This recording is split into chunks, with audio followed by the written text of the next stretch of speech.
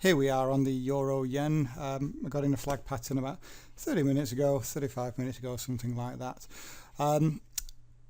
This was a pattern I was going to enter a few hours ago, but once I reanalyzed it, I realized it wasn't valid for me. In actual fact, it wasn't valid until we had come up to complete this internal AB equals CD pattern, and I was late actually getting involved in it. As you can see here, I got involved at the close of this candle when it should have been this candle.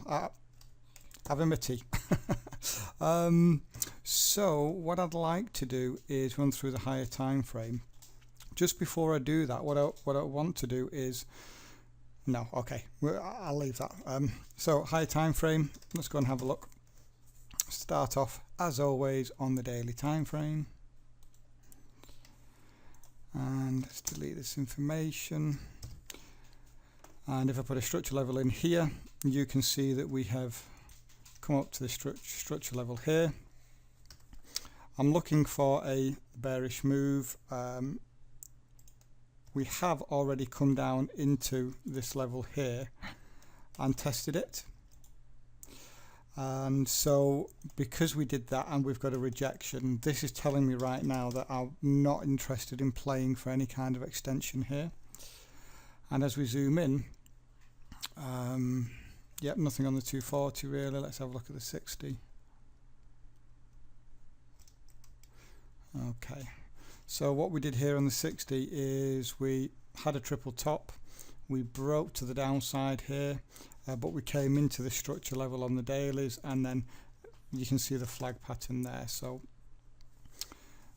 we just bring on the 15-minute again. Let's bring on the orders. Okay, so this is how the pattern looks for me. And we actually surpassed the 618 here. We actually went into the 786, but you can see that we had two touches either side. And if I bring on a fib, you will be able to see that we hit a 786 there. And so in terms of risk, we're looking at, it's a little bit less than 34 actually, but 34.56. But if I go to the, I think it was the 240, I based my targets off. Yeah, what I did was I was looking for a retest of this high here, and so that's it. So flag pattern that we're in, we'll come back and see the outcome of this. It probably won't be till tomorrow now until we know if we actually break out the channel. Quick update on this trade. We have now broken out of the channel, so what I'm just going to do here is reduce down the risk. I can reduce that to, I just want to be 5 pips above the high here. That will do, because we've already broken out the channel here. I'm not anticipating a move all the way back up, but if we do, I'm not anticipating a push past this level, so we can reduce down the risk on this trade now.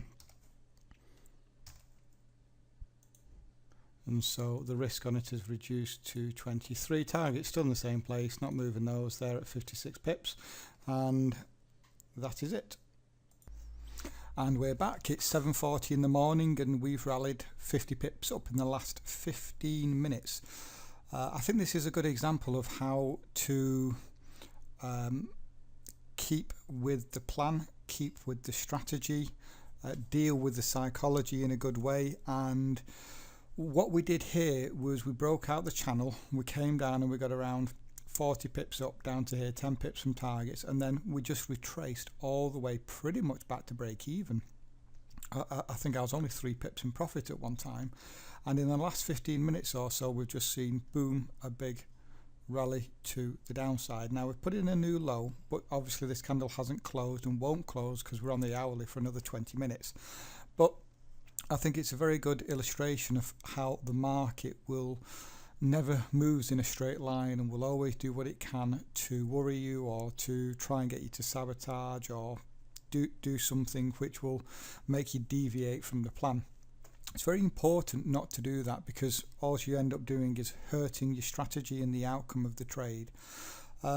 Risk management is very important, and what I've done here now, because we have come close to targets and we have made a new low, I've actually reduced my stop down. So if all of a sudden we stop and instantly reverse and stop me out here, then I've implemented risk management, so I'll only lose now 21 pips instead of, forget the amount that it actually was. In fact, sorry, not 21 pips, just 11 pips of risk on the table now. I've moved my stop just above the closes of these candles. So I would like to see this thing hit very shortly, obviously, rather than stop and mess around for a few hours. It's always nice to get out the trades, but we'll come back to it and hopefully catch this thing hitting. We're back, and what price did is we actually came down and hit my buy order, but we didn't spike past it, and so it hasn't actually taken us yet. But what we've done now is we've had quite a big move lower with this big bearish candle, and if you look, we've actually closed below that structure level. So I would like to think here that in the next hour, maybe even sooner, the way the market's moving, that we're going to push down here and actually spike past my order, and this should hopefully be a winning trade for 56 pips. In actual fact, we're just a couple of pips away now, 2 pips away, and we're going to push down for this video an extra couple of pips.